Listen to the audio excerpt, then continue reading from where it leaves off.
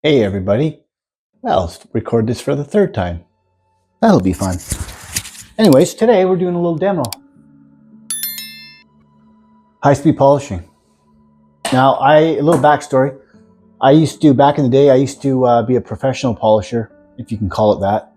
I would say that because I was doing a lot of vehicles for a long time.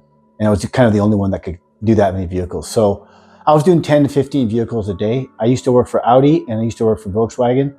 I was doing all their showroom shines. I was doing all their trade-ins. And I would take vehicles that they look like they could go to the salvage yard, and I could make them look I'm not going to say brand new. I'm going to look very decent. I remember one time I did a car. It was a red, like apple red, cherry red. It was not a brand new car. It was an older car. And the guy's like, I didn't ask you guys to paint it. I'm dead serious. That's exactly what happened. He thought we painted the car. Anyways, it's not like I'm tooting my own horn, because it wasn't just me doing that vehicle back then, but yeah. Anyways, I'm gonna do some high-speed polishing. I'm gonna see how this video does. If it does better, I'll make this look better. I'll get some more lights in here. First thing I want to say is, if you're doing high-speed polishing, never ever tie the cord. You tie the cord and it happens to snag the cord, which can happen, and I've seen it happen. It's not good, especially when you're on high-speed mode. If it can't rip this out, it'll keep spinning, right? Especially if you have it in a lock-in mode where you set the speed and then it just goes kind of like a weed eater. Or a blower, you can set it, right? These have the same thing. I never do that with mine though, because what can happen is, if this is tied, it'll catch this, it'll pull it, it'll either wind it all up until it rips it out of the wall, or it'll break and it'll start smashing the car with the cut cord. And I've seen it done, and it was a horrendous damage. It was terrible. It was a newer vehicle too, and I remember I can't remember the brand, but the guy that did it was gotten huge shit. It smashed the quarter panel and the hood like 100 times. And I've also seen someone rip up tangle up their shirt until it spun, until it was like gonna rip. So you never wear any loose clothing.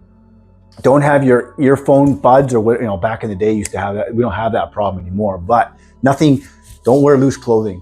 Don't wear open shirts and stuff. That's just a tip, because you can really fuck up your car or someone else's car. Also, high-speed spinning, when you go around decals like this, you can never just go right over them. You use a quarter of the pad on surfaces that have decals or ridges they can catch, because they'll burn the paint. If you go you have no control when it's right on there on areas like this. So that's why you see guys do it on an angle, right? When you do the hood, you can use the full pad until you get to the edges and stuff. Or if you really want to lean into it a bit, get some more, elbow grease in there. Got to be careful with the lights.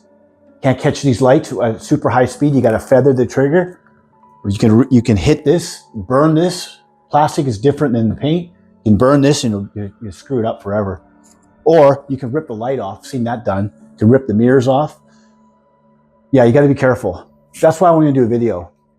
We'll see what happens, and I'll do a full video if this gets any traction. I'll do a full video of another vehicle I have that is completely screwed up. It looks like hell, but I've made it look new again. So let's go.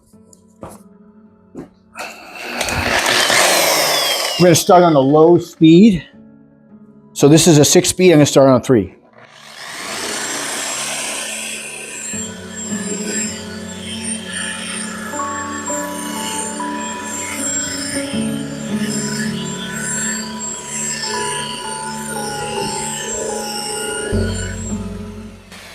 That's looking pretty good.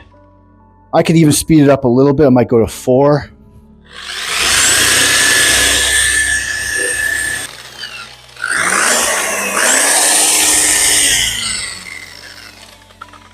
Oh, cord got unplugged. That happens. See, sometimes that happens. You got to bend the prongs a bit, but it's better than ripping it apart and smashing the car with it.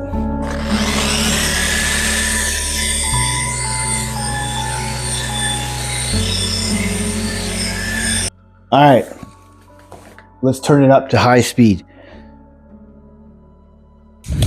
6.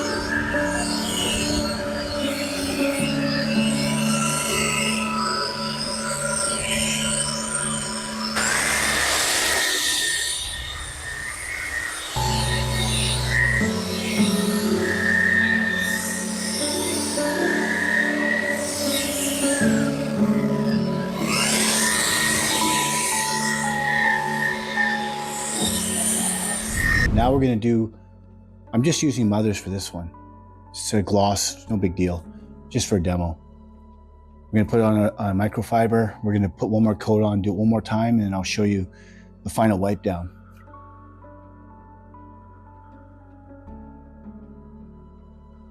You don't need to use tons either.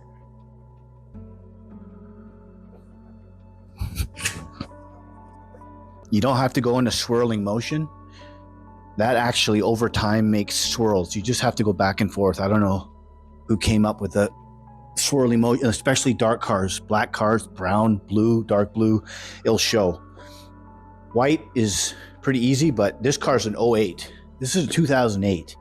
It only looks like this because I've owned it. Most cars will not look like this.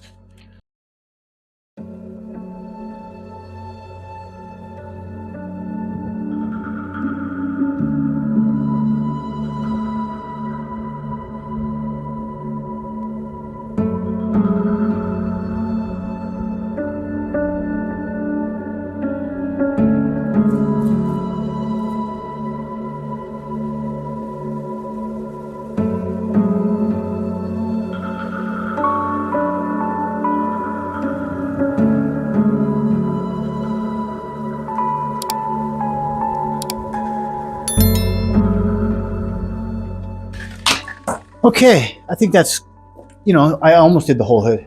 Just didn't want to make the video too long, but there we go. Let me change the angle so you can see what's been done.